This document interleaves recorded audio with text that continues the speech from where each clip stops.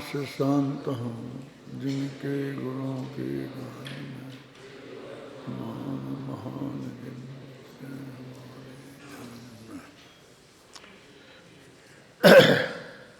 Page number 107 निकालो।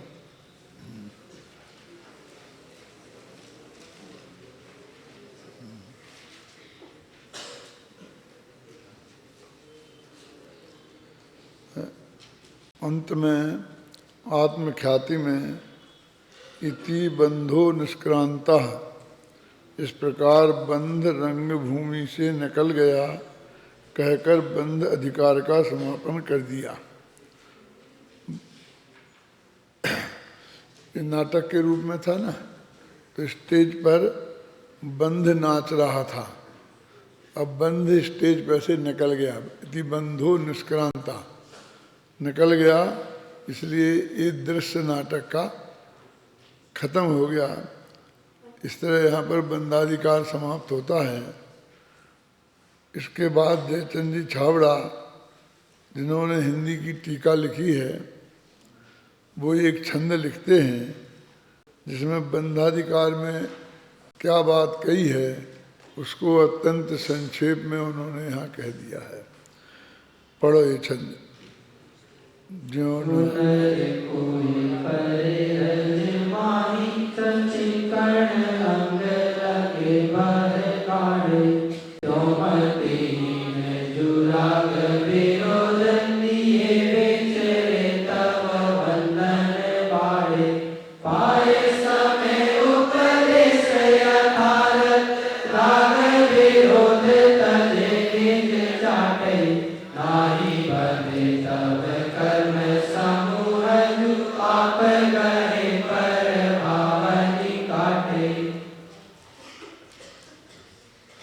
बनारसी दास से और जयचंद जी छाबड़ा तक आते आते देखो कोय है ना, कोय, यदि बनारसी दास का ये छंद होता तो इसकी जगह को ई होता, ई की मात्रा होती, और जयचंद छाबड़ा तक आते आते वो ई को या हो गया, कोई नर की जगह कोय है ना, कोय तक आ गए।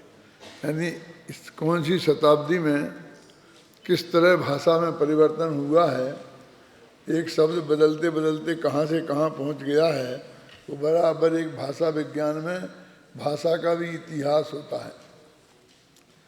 ज्यों नर कोवे परे रजमाही, जैसे कोई व्यक्ति धूल में पड़ गया, ज्यों नर कोवे परे रजमाही, सचिक्कण अंग लगे उभय गाड़े, पर उसका जो शरीर था वो चिकना था, सचिक्कण तेल से लगा हुआ था। तो वहाँ पर धूल में जब वो गिर गया तो उसको सारे अंगों में वो धूल चिपट गई। जिस प्रकार चिकने शरीर वाला व्यक्ति, चिकने माने चिकनाई से जिसने मालिश किया है, ऐसा शरीर वाला व्यक्ति यदि धूल में गिर जाए तो उसके सारे शरीर को धूल चिपट जाती है।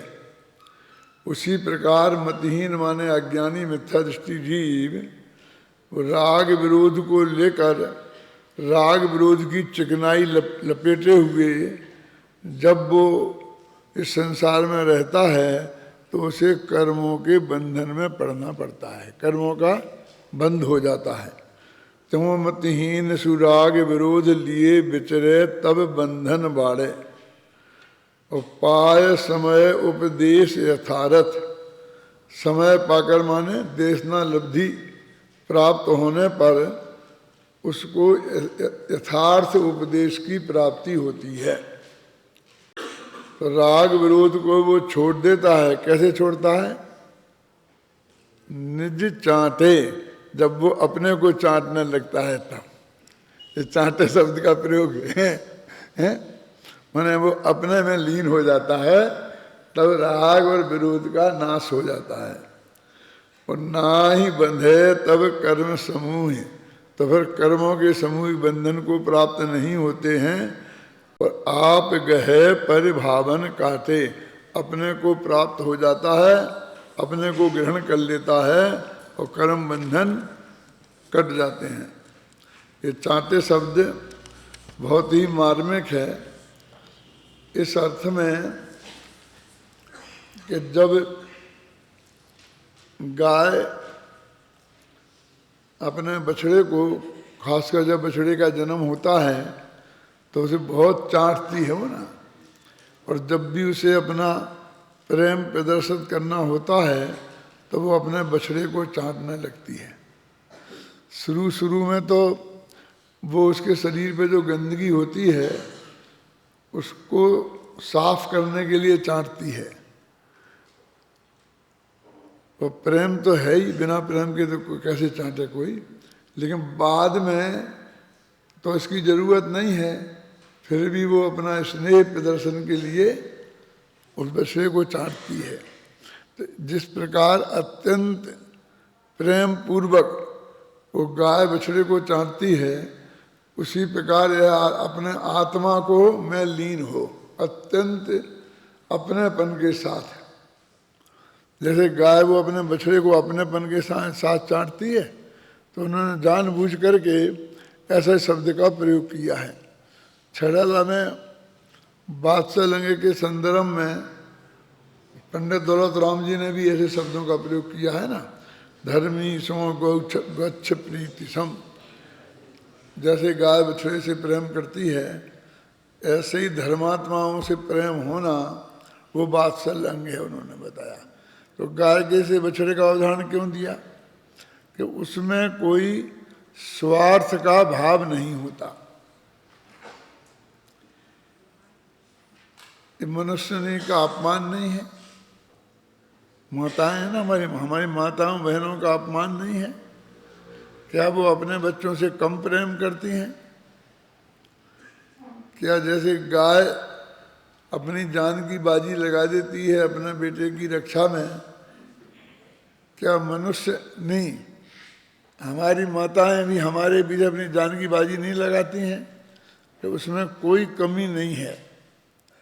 फिर भी वो गाय बछड़े को जगह मिल गई छड़ाला जैसे आध्यात्मिक ग्रंथ में, और मनुष्यनी को जगह नहीं मिली।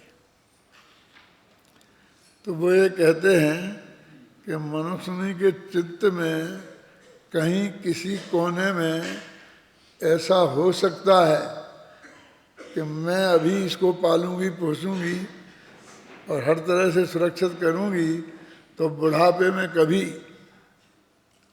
जब मेरी कमर में दर्द होगा और मैं बैठे से खड़ा नहीं हो पाऊंगा, तब मेरा ये सहयोग करेगा। लेकिन गाय के हृदय में ऐसा नहीं हो सकता। वो तो जब वो अपने योग्य हो जाता है बच्चा, 1-2 साल का ही, और बस उसे छोड़ी तो बस छोड़ देती है, बस खत्म। फिर उससे उसके बदले में वो कोई अपेक्षा नहीं रखती है।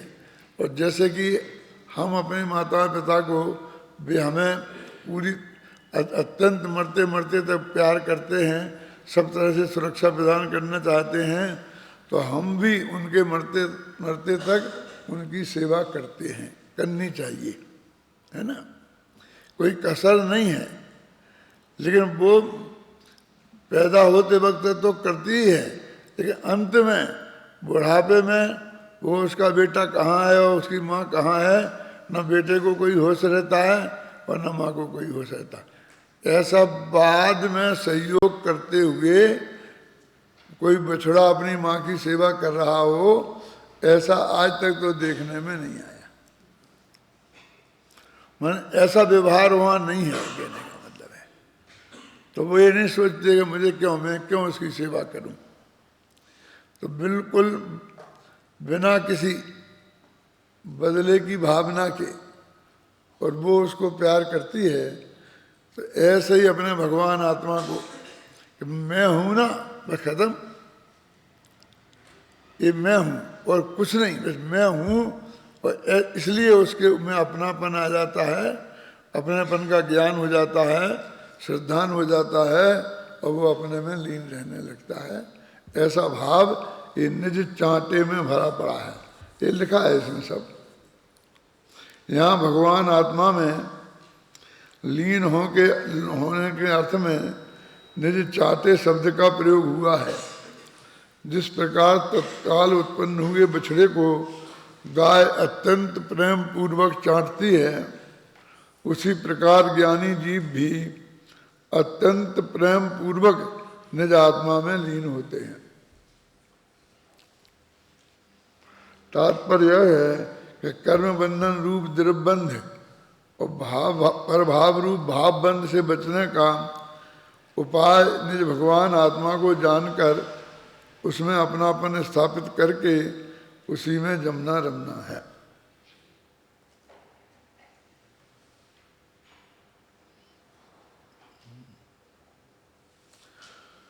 हो गया बंधाधिकार, अब मोक्षाधिकार अपन शुरू करते हैं। इसमें एक स्टाइल अपनाई गई है कि कोई भी अधिकार शुरू करते हैं तो उस अधिकार में अब तक क्या हो गया एक पैरे में कम से कम ये बताते हैं। माने अभी जीवाधिकार से और बंधाधिकार तक की बात यहाँ पर ये 6 लाइनों में समेटी है। देखो, ये सारांश लिखने का तरीका आप हर अधिकार के शुरू में पढ़ना इसमें, तो आपको मिल जाएगा कि किस तरह संक्षेप में सब पुरानी बातों को एक दफे इसमें दोहरा देते हैं, है ना। सत्य की खोज तुम लोगों ने ध्यान से पढ़ी होगी, तो उसमें भी हर अध्याय के आरंभ में इस तरह से बात की जाती है कि जो उस अध्याय में कहना चाहते हैं उसका बिल्कुल सार, वो भूमिका उसमें आ जाती है। पूरे अध्याय में जो निष्कर्ष निकाला जाता है, जिसके लिए वो कहानी आगे बढ़ाई जाती है, उसका सारा सार उस पहले पैरा में आ जाता है। इस ध्यान से आपने पढ़ी हो और नहीं पढ़ी हो तो एक दफा फिर पढ़ना, देखना। हर चीज़ को अलग अलग दृष्टिकोण से जब पढ़ते हैं तो बिल्कुल वही बात हमारे ध्यान में आती है, दूसरी नहीं।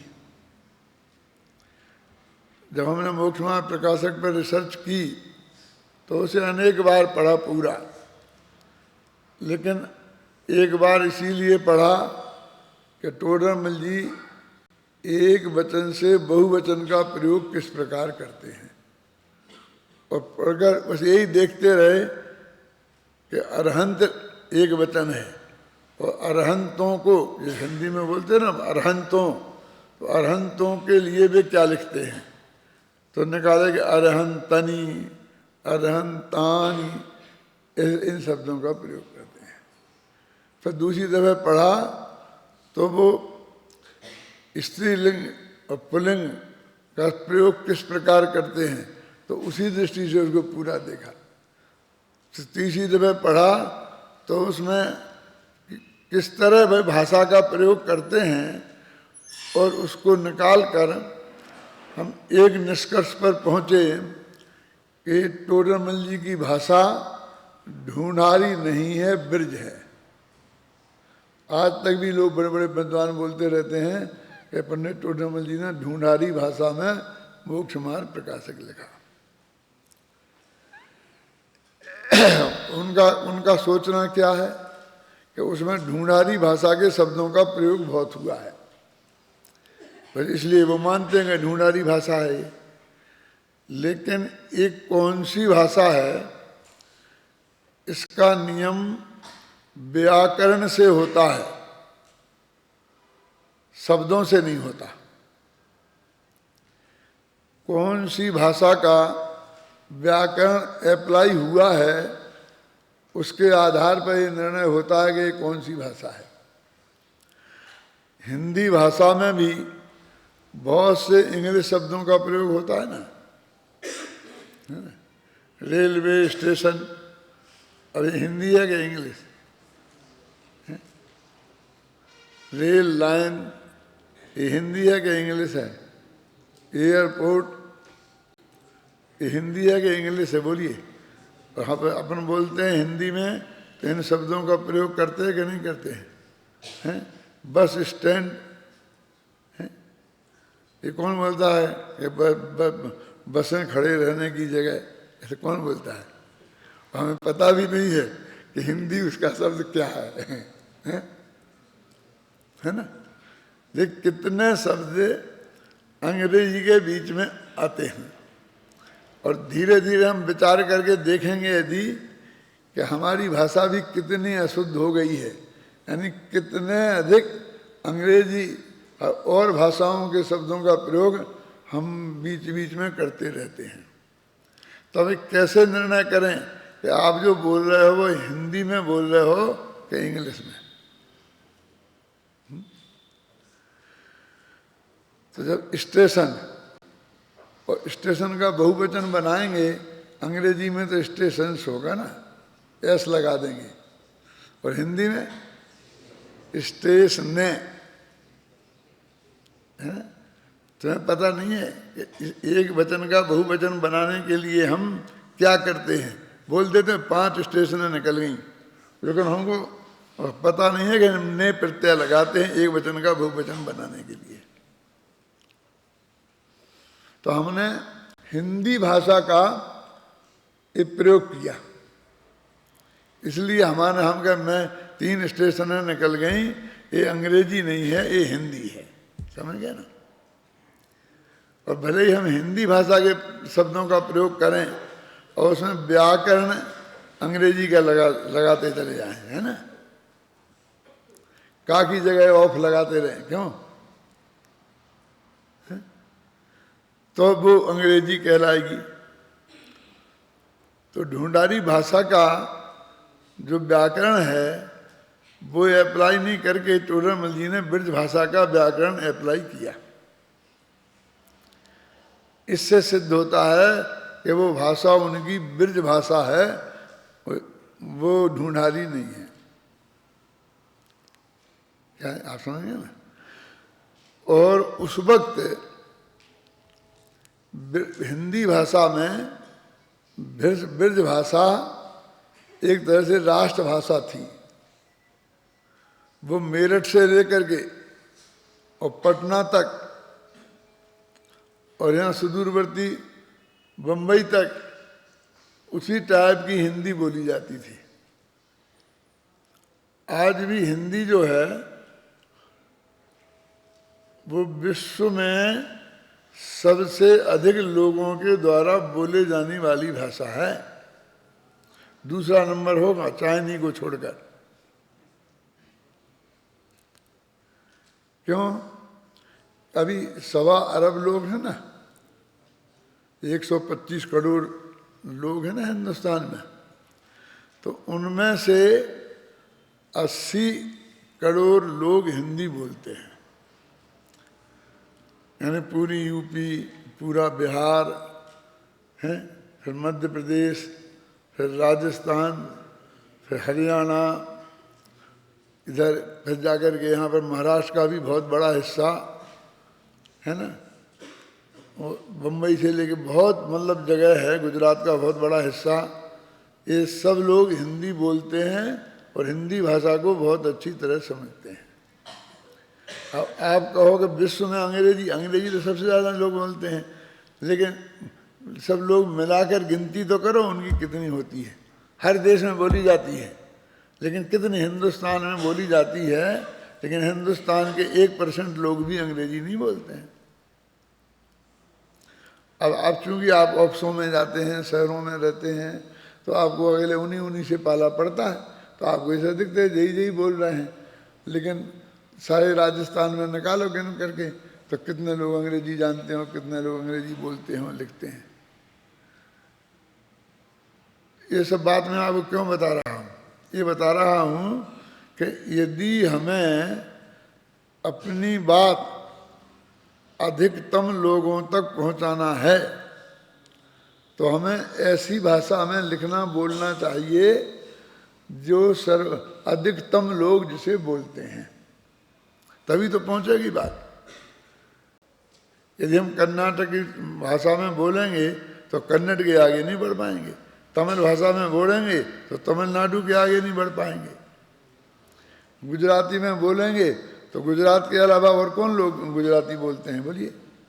थोड़ी बहुत जानते भी होंगे तो वे नहीं बोलते हैं। मतलब उतना लिमिटेड लोगों तक हमारी पहुंच रहेगी, है ना। तो टोडरमल जी ने उस समय जो सबसे अधिक बोली जाने वाली भाषा थी और लिखने पढ़ने की भाषा थी ब्रज, उसको उनने अपनाया। उस समय के किसी एक विद्वान ने टोडरमल जी की भाषा को ग्वालियरी भाषा लिखा है। क्या जब ढूंढारी कहते हैं ना, तो ग्वालियरी भाषा देखो। अब कभी अब नाम सुना है कभी? अब उसने प्रयोग किया है। ये ग्वालियरी भाषा, ग्वालियर के आसपास बोली जाने वाली भाषा।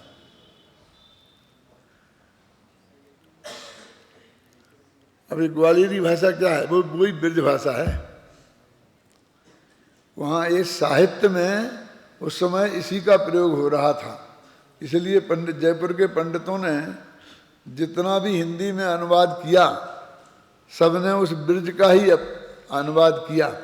ये ज़्यादातर इसका कारण क्या था जानते हैं आप? क्योंकि सीकरी में अकबर का राज था, आगरा के आसपास, है ना, देश की राजधानी थी।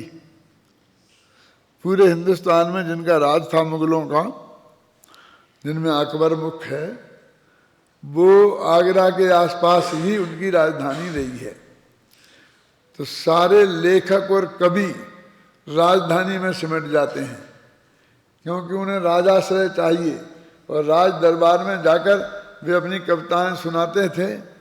गद्य तो था ही नहीं, पद्य ही था।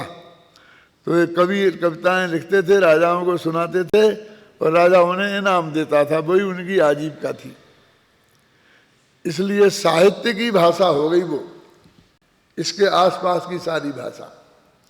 और अपनी पूजने भी उसी भाषा में लिखी गई। यहाँ तक कि उस समय तो आयुर्वेद का भी ग्रंथ लिखा जाता था तो कविता में लिखा जाता था। नाटक भी होते थे ना स्टेज पे, तो लोग पद्य में बोलते थे। हमने ऐसे नाटक स्टेज पे होते देखे हैं जो पद्य में ही पूरा नाटक, जो पात्र है ना वो आपस में कविताओं में ही बात करते थे, छंद बोल बोल करके ही बात करते थे। नाटक पूरे ऐसे लिखे जाते थे। ये भी नाटक है ना समय सार, इसे देखो ये भी पद्य में लिखा गया ना। ऐसे बहुत से और नाटक हैं जो पूरे पद्य में लिखे जाते थे। हमको पता है कि हम जब हिंदी साहित्य विशारद की परीक्षा दे रहे थे तो हमको कोई पढ़ाने वाला तो था नहीं। तो एक प्रोफेसर चक्रवर्ती थे, हमारे मुरैना में पढ़ाते थे। तो उनसे कहा था कि 10-5 व्याख्यान आप हमें दे दो। तो वो व्याख्यान एक हिंदी साहित्य पर, एक उपन्यास साहित्य पर, एक कहानी साहित्य पर, ऐसे व्याख्यान उन्होंने दिए थे 10-20। फिर एक मान लो का उपन्यास था कोर्स में गोदान, तो एक व्याख्यान उन्होंने गोदान पर दे दिया। तो उस वक्त शुरू में जो नए नए लेखक हुए थे, जयशंकर प्रसाद वगैरह, इन लोगों ने नाटक गद्य में लिखे थे पहली दफे। चंद्रगुप्त, स्कंदगुप्त, मालव काग्निमित्र, नाम ही नहीं सुने होंगे, क्यों? पढ़ते नहीं, पढ़ने की आदत ही नहीं है, दिक्कत तो ये है ना। तो उनने इस अपने व्याख्यान में हमें ये कहा था कि ये अननेचुरल है, पद्य में नाटक करना ये अननेचुरल है, गद्य में ही होना चाहिए। क्यों? तो राम और सीता आपस में बात करते होंगे तो कहते कविताएं बोल बोल के करते होंगे, ऐसा उसने मजाक उड़ा के कहा था। जैसे वाल्मीकि ने लिखा ना रामायण में कि जब रामचंद्र जी अपनी माता के पास, अपनी सीता जी के पास गए तो उनसे जाके बोले, अहम गमस्यामि महावनम प्रिय तया ही वस्तव्य यही विभावनी। हे प्रिय, मैं भांग के जंगल में जा रहा हूँ, तुम्हें यहीं रहना चाहिए। तो वे बराबर संस्कृत के श्लोक में बोलते हैं। तो मजाक उड़ाते थे प्रोफेसर चक्रवर्ती के वो कविता में बोलते होंगे आपस में। अभी कोई कविताओं में बोलता है आपस में, इसलिए अननेचुरल है, बिल्कुल गद्य में लिखे जाने चाहिए। तो उस वक्त आंदोलन चला था गद्य में नाटक लिखने का, और इस बात को सिद्ध करना पड़ता था कि गद्य में लिखने के पद्य में। पद्य के पक्षपाती ये कहते थे कि भाई कविता जल्दी याद होती है और बहुत देर तक याद रहती है। बहुत देर माने बहुत दिनों तक। गद्य जल्दी याद नहीं होता है और बहुत जल्दी भूलते हैं, है ना। इसलिए नाटक में पूरा याद करना पड़ता था ना, नाटक पूरा याद करना पड़ता था। तो ये कविताएं बराबर याद हो जाती थी और वो आकर के बराबर बोलते थे। यहाँ तक कि वो बातें भी जैसे लिखी रहती हैं नीचे, क्योंकि कोष्ठक में कि अब सिर पर हाथ रखते हुए सीता जी ने कहा है, तो अब सिर पर हाथ रखते हुए भी एक दोहे में होगा क्या वो बात भी किसी एक छंद में लिखी होगी वहाँ क्या। वैसे वो कहते वो उसको तो कोष्ठक में लिख देते हैं ना, तो उस क्रिया को मुंह से बोलना नहीं पड़ता है, हैं? कि उसने ठोड़ी पे हाथ रखते हुए ऐसा कहा, है ना। तो इस तरह से बहुत बहस चलती थी। अब तो तुम्हारा कुछ है नहीं, ना निमित्त उपादान की बहस चले, ना क्रमबद्ध पर्याय की बहस चले। जब तुम्हारी गोष्ठियाँ होती हैं तब तुम लोग बहुत अच्छा बोलते हो। मैं भी सुनता हूँ, ज़्यादा बैठता नहीं हूँ यहाँ, लेकिन बहुत कुछ सुनता रहता हूँ। तो देखो अभी क्या पढ़ते हैं, अब इस पहले को। जीवाजीवाधिकार से संवराधिकार तक भगवान आत्मा को पर पदार्थों और विकारी भावों से भिन्न बताकर अनेक प्रकार से भेद विज्ञान कराया गया है। देखो दो पंक्तियों में कहाँ से जीवाजीवाधिकार से और संवर अधिकार तक की बात कह दी। कितना संक्षेप में बात कह दी।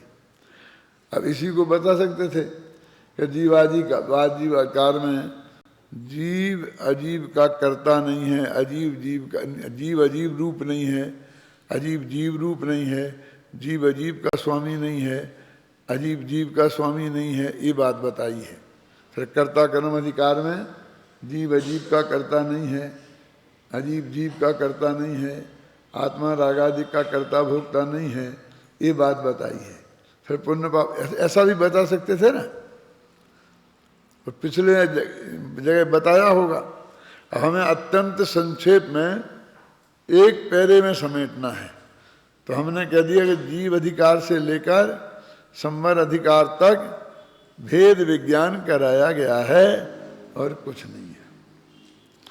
फिर निर्जराधिकार में भेद विज्ञान संपन्न आत्मानुभवी, भेद विज्ञान तो करा दिया, तो भेद विज्ञान अनुभव से संपन्न हो गया। तो आत्मानुभवी जीव सम्यक दृष्टियों के भूमिकानुसार भोग और संयोगों का योग होने पर भी, भोग भी उनके जीवन में देखे जाते हैं और संयोग भी देखे जाते हैं, अपितु उन्हें बंध नहीं होता, निर्जरा होती है, इस बात को संयुक्ति बताया गया है। बस निर्जराधिकार हो गया इतने में। अब बंधाधिकार में बंध के मूल कारणों पर प्रकाश डालने के उपरांत अब इस मोक्षाधिकार में मुक्ति के वास्तविक उपाय पर प्रकाश डालते हैं। तो ये यहाँ तक की भूमिका उन्होंने बता दी कि हम कहाँ से कहाँ तक आकर के खड़े हुए हैं, है ना।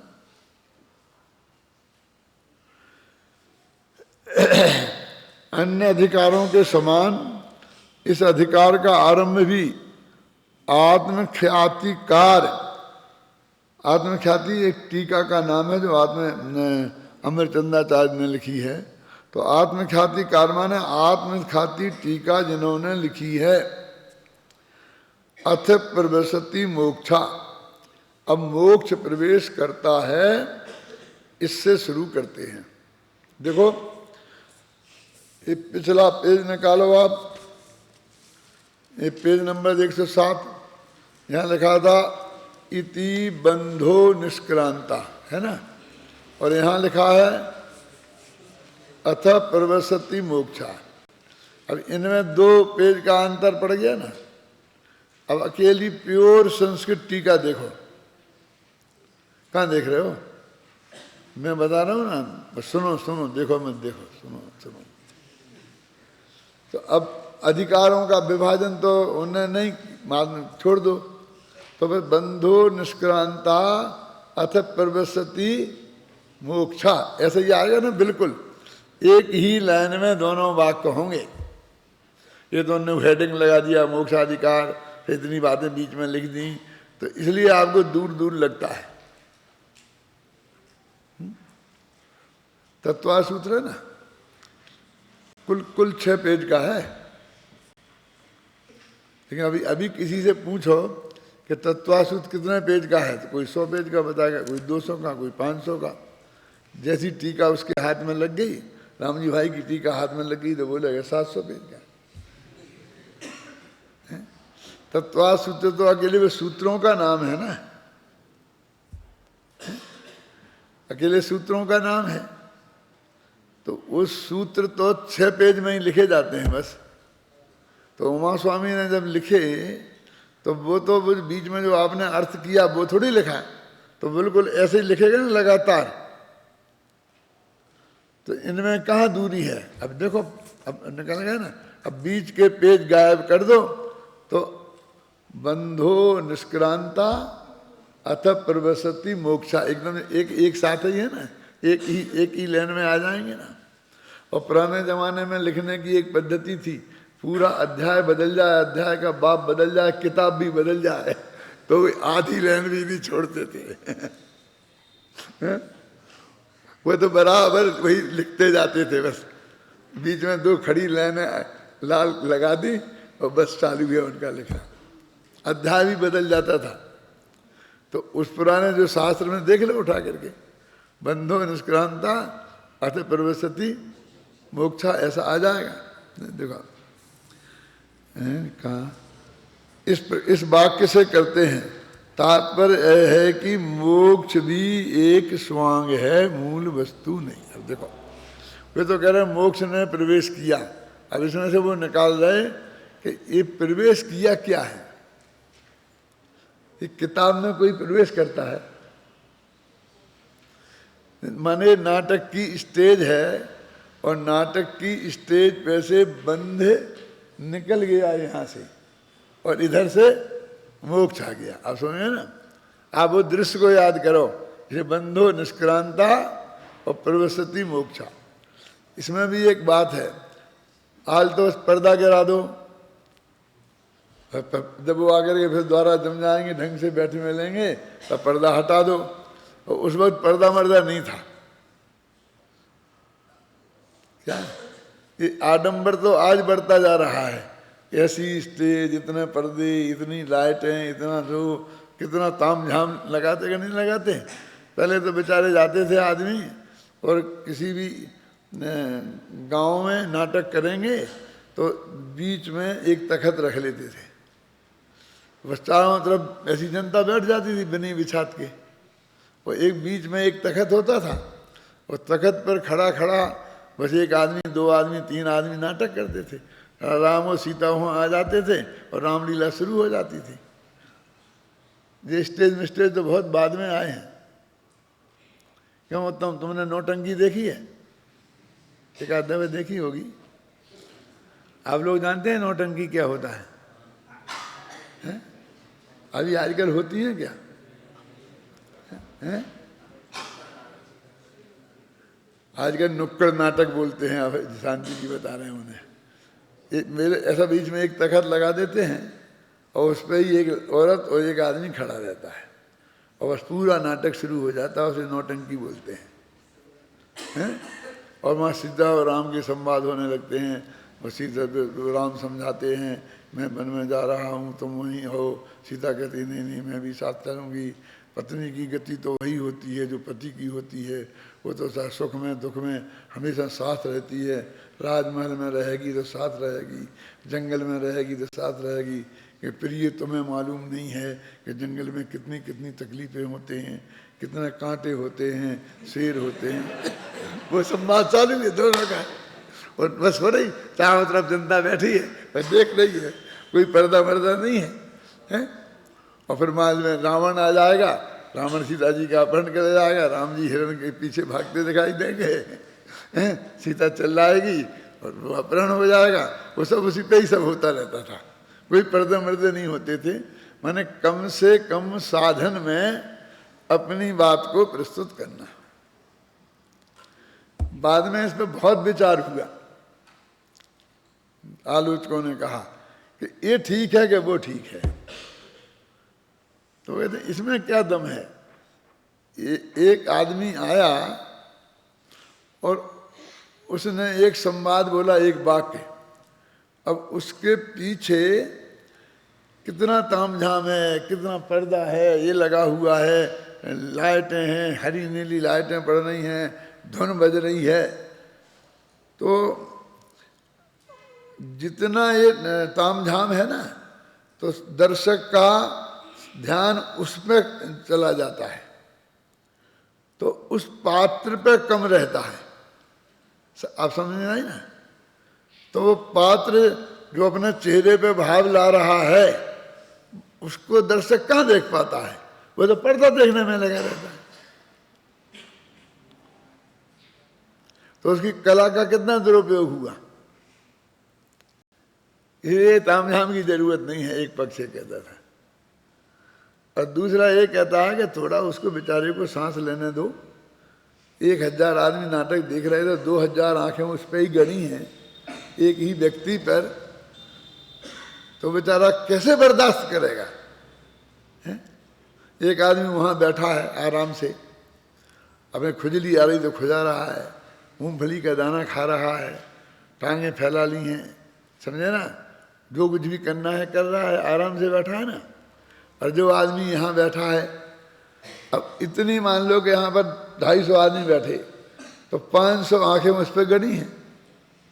अब हमको खुजली होए यहाँ, तो यहाँ नहीं खुजा सकते। खुजाएंगे तो हमारी बात कोई नहीं सुनेगा, बस ये देखेगा क्या हो रहा है, समझे ना? माने यहाँ हमको कितना संभल के बैठना पड़ेगा, क्योंकि एक एक एक्शन को सब इतने लोग देख रहे हैं। तो इसलिए थोड़ा पर्दा में, गाने में, आवाज़ में, आपने देखा वो प्रवचन 1 घंटे में हम थक के चकनाचूर हो जाते हैं सभी। और जब वो गाने वाले 4 घंटे तक वो मुरारी बापू गाता रहता है, देखा होगा ना आपने? तो कैसे गाता रहता है तुमने सोचा कभी?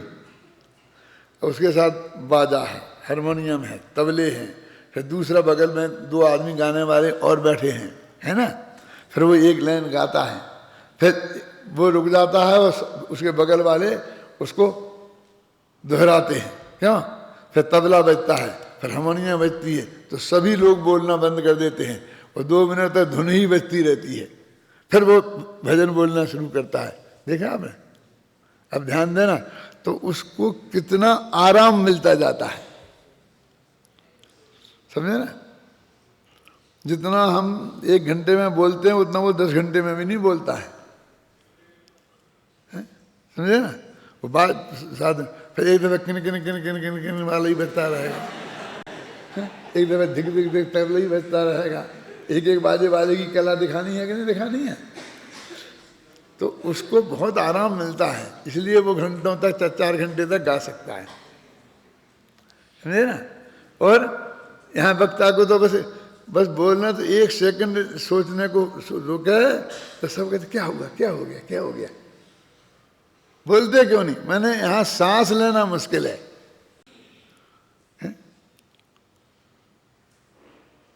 इसलिए उनने नक्की किया कि कला कौन सी सर्वश्रेष्ठ है। तो 5 कलाओं को उनने चुना, वास्तुकला, नाट्य कला, चित्रकला, गायन कला और भाषण कला। समझे? इतने कलाकार होते हैं, समझे आप?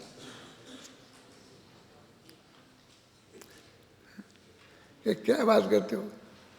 ये नृत्य कला नाचने वाले हैं ना, नाटक कला जिसे बोलते हैं, नाटक करते हैं, इन्हें तो करोड़ों रुपया मिलते हैं। कोई भाषण देने वाले को क्या मिलता है? श्रोता जोड़ना हो तो उनको भी पैसे देने पड़े। क्यों? अरे तुम्हें पता नहीं है कि उनको लाखों रुपया मिलते हैं, ये भाषण कला वाला देश का प्रधानमंत्री बन जाता है। समझ आए ना? कौन सी कला सर्वश्रेष्ठ है? तो उसमें विद्वानों ने विचार किया कि वास्तुकला, वास्तुकला माने ताजमहल। अब एक आदमी वास्तुकला का बहुत बड़ा विशेषज्ञ है ना? विद्याधर नाम का एक आदमी था राजा जयसिंह के ज़माने में, जिसने जयपुर नगर बसाया पूरा, उसका है नक्शा बनाया, उसने सब किया। तो उसको वास्तुकला का वो विशेषज्ञ बन गया, तो उसके लिए एक जयसिंह चाहिए जो पूरे जंगल में एक नगर बसाए, तब वो अपनी कला दिखा सकता है। उसको अपनी कला दिखाने के लिए कितना तामझाम चाहिए, समझ गए? तो हजारों लोग उसके विशेषज्ञ हो करके उन्हें जिंदगी में अपनी कला दिखाने का मौका नहीं मिलता। वो कला सीखने के लिए कोई प्रयोगशाला नहीं मिलती। अब वो वास्तुकला देख वो है, वो तो पर्दे के सामने कहीं आता ही नहीं, वो तो अपने घर में सोता रहता, सब अपने नगर देखते रहो। आप जयपुर देख रहे हैं आज, लेकिन वो विद्याधर कहाँ है? तो उन्होंने कहा जो बहुत स्थूल कला है। अब एक ने वास्तुकला माने मकान बनाना, तो उसके लिए शाहजहां चाहिए जो ताजमहल बनवाए, तब वो अपनी कला दिखा पाए। क्यों? और इनाम क्या मिलेगा? हाथ काट दिए जाएंगे कि दूसरा ताजमहल ना बना दे।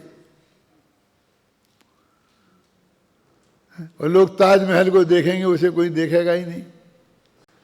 और तीसरी है नाट्य कला, जो नाटक के स्टेज पे आएगा तो उसे सब देखेंगे, लेकिन उसके लिए भी फिर एक स्टेज चाहिए, पर्दा चाहिए, इतने लोग इकट्ठे करने को चाहिए, फिर तबले चाहिए, वो मंजीरा चाहिए, ये बजाने वाले चाहिए ना, पोशाक चाहिए पहनने के लिए, हैं? तो ये भी बहुत पराधीन कला है। पराधीनता किसे नापा? फिर उन्होंने कहा वो गायन विद्या, अकेला गाय तो उसे गला चाहिए, स्पीकर चाहिए, हारमोनियम चाहिए, तो उसको भी पराधीनता बहुत है। और भाषण कला को सर्वश्रेष्ठ माना कि कहीं नहीं, कुछ नहीं है, कोई मेकअप नहीं, कोई बेस नहीं, कोई ड्रेस नहीं, कोई के सहयोगी की जरूरत नहीं, और कुछ नहीं, बस खत्म। और वो सबसे बड़ी कला है। अब उसको सबसे पहला नंबर क्यों मिला? कहते हैं कि उसको ये पर्दे से, इनसे, ईंट पत्थर से लोगों को नहीं रिझाना है, समझ गया? बस उसको अपने चेहरे के हाव भाव और अपनी वाणी, इससे ही घंटों तक इस जनता को बांधे रहना है। हजारों लोगों की आंखों को बर्दाश्त करना है घंटों तक लगातार। ख्याल में आई ना? वो क्रीम पाउडर के भरोसे नहीं, समझ गए ना? तो वो पूरी तरह बौद्धिक कला है जी, इसलिए उन्होंने सर्वश्रेष्ठ कला सिद्ध की है ना? हमारे में परीक्षा में आता था कि कौन सी कला सर्वश्रेष्ठ है, सिद्ध कीजिए। कि भाषण कला सर्वश्रेष्ठ कला है, इसे आप सिद्ध कीजिए, समझे ना? और कितने पेज में? 3 घंटे का एक ही पेपर, कम से कम 40 पेजों में इसे आप लिखो कि यही कला सर्वश्रेष्ठ कला है। लिख सकते हो? बता दिया मैंने, तर्क तो सब बता दिए हैं, अब लिख देना चाहिए। लिख सकते हैं, ऐसी बात कोई बड़ी बात नहीं है। आखिर किताब लिखी जा सकती है ना इस कला पे। चलो स्वामी जी का पढ़ लेना भैया, हैं? अब मंगलाचरण करो। दुधाकृत बोलो।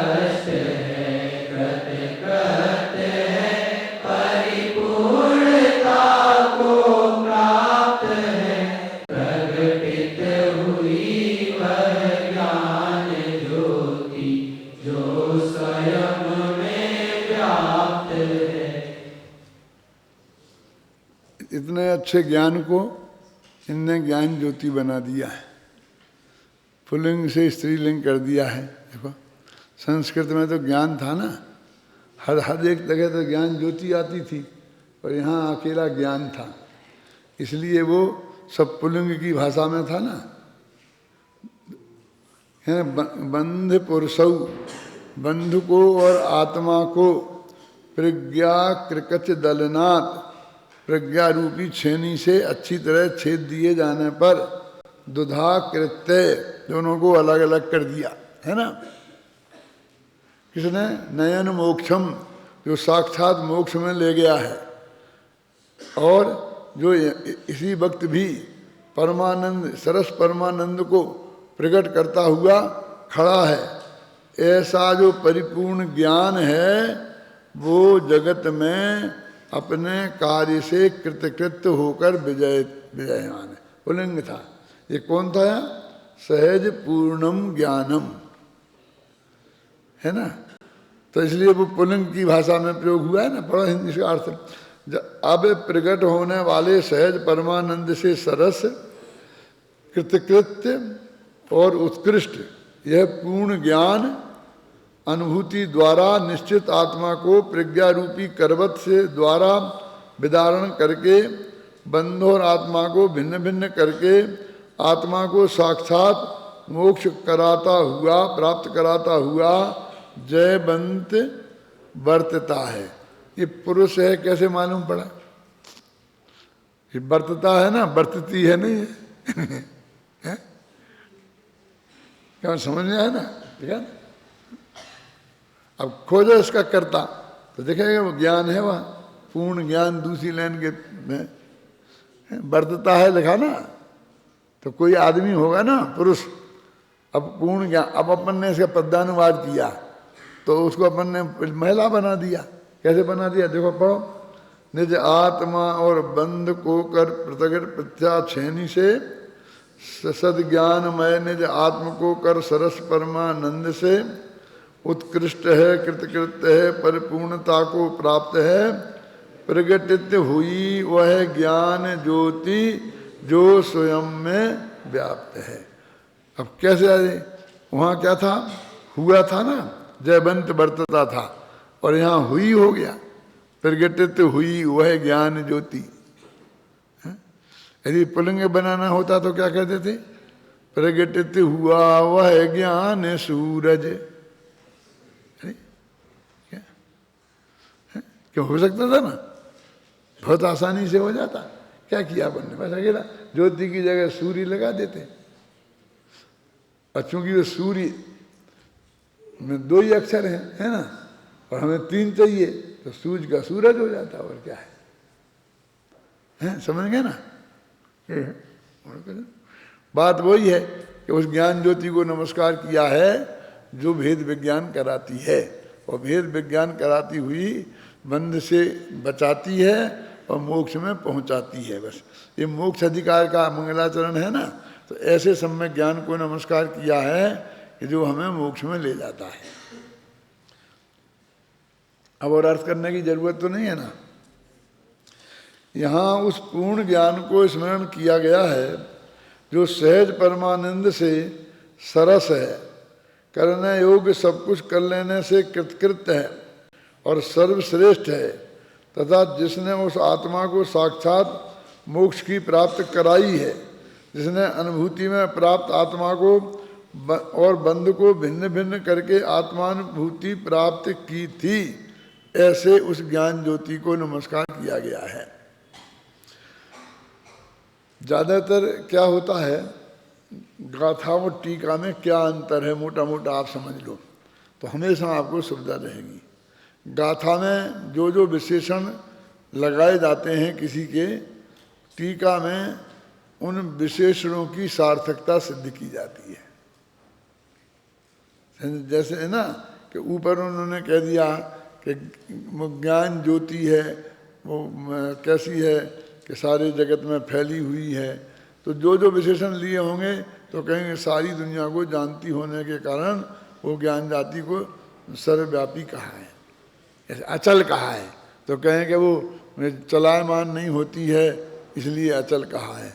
उसको एक एक हेतु कि निर्मल कहा है तो कहेंगे द्रव्य कर्म और भाव कर्म रूपी मेल नहीं होने से उसे निर्मल कहते हैं। ये उसी जो शब्द का प्रयोग किया है उसकी व्युत्पत्ति साथ में करते जाते हैं।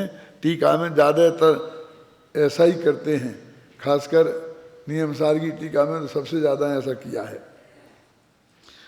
इस प्रकार इस मंगलाचरण के छंद में भी यह कह दिया गया है कि आत्मा और बंध के बीच भेद जानने वाले आत्मानुभवी पुरुष ही स्वयं में जमकर रूमकर पूर्ण ज्ञान प्राप्त करते हैं, सकल कर्मों से मुक्त होते हैं, मुक्ति को प्राप्त करते हैं। देखो कल एक चीज़ बताई थी ना आपको कि बस अपने को जाना, अपने को पहचाना, अपने में जम गए, बस मोक्ष में पहुंच गए। तो यहाँ भी वही आ रहा ना, इस अध्यात्म में जितना पढ़ रहे हैं हर जगह वही बात आ रही, किसी भी छंद में किसी भी गाथा में। इसका सीधा सच्चा अर्थ है कि ये बाहर का सारा क्रियाकांड व्यर्थ है। ख्याल में है ना? मैंने इसमें से नेगेटिव निकालो तो वो सब निकलता है ना, इतने से ही हमें सत्य में सबकी उपलब्धि हो जाएगी। तो वो उसमें आ जाता है ना, सब आ जाएगा। देखो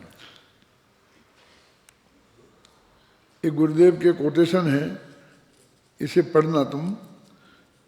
यह छंद मोक्षाधिकार, सबसे नीचे दो पंक्तियां, यह छंद मोक्षाधिकार का मंगलाचरण रूप होने से यहाँ सम्यक ज्ञान ज्योति को मुक्ति प्राप्त कराने वाली बताकर उसका महत्व बताया है, उसका स्मरण किया है। नाटक समय सार में इस कलश का भावानुवाद इस प्रकार किया है। पढ़ो भाई।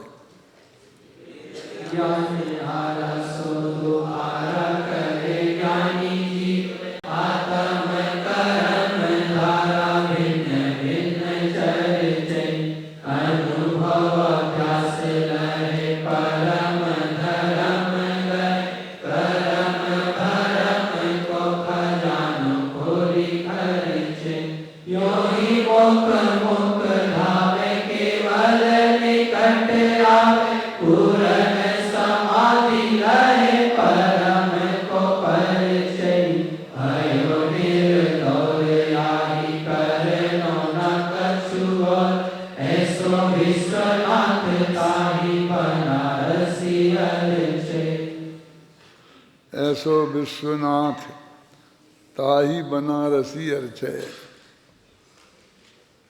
बनारसी दास उसकी पूजा करते हैं जो ऐसा विश्व का नाथ है। कौन है विश्व का नाथ? है?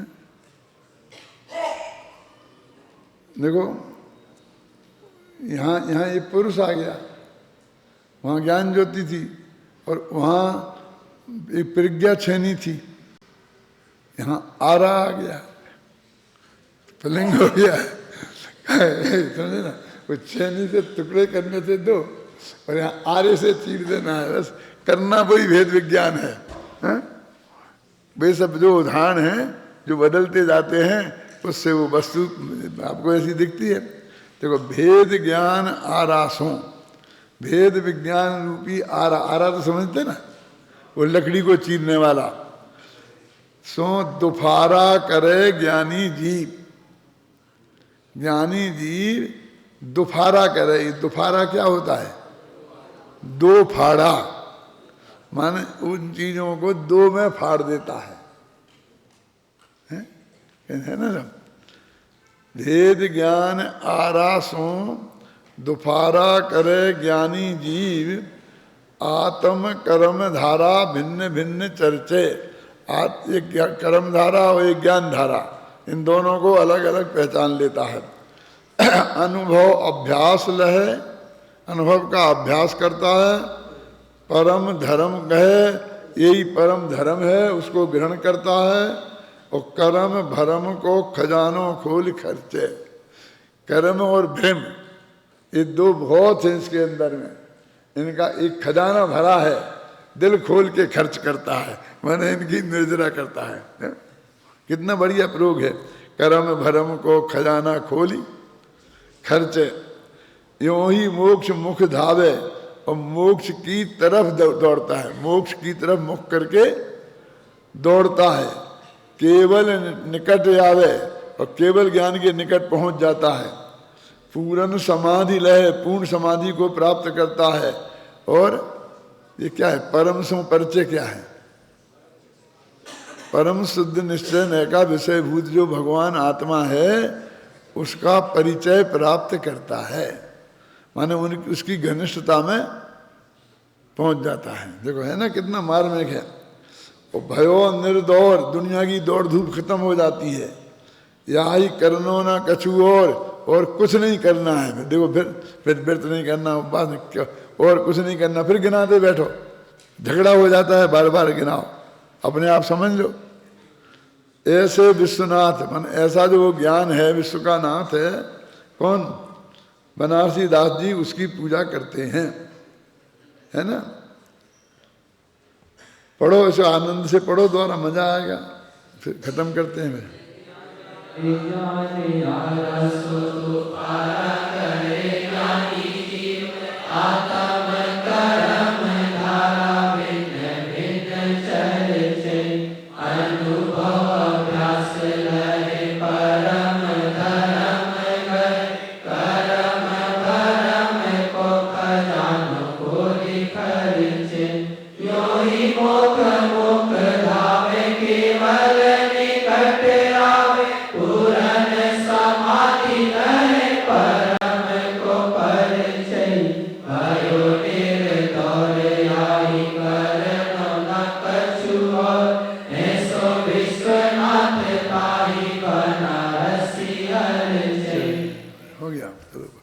कल गाथाएं शुरू करेंगे।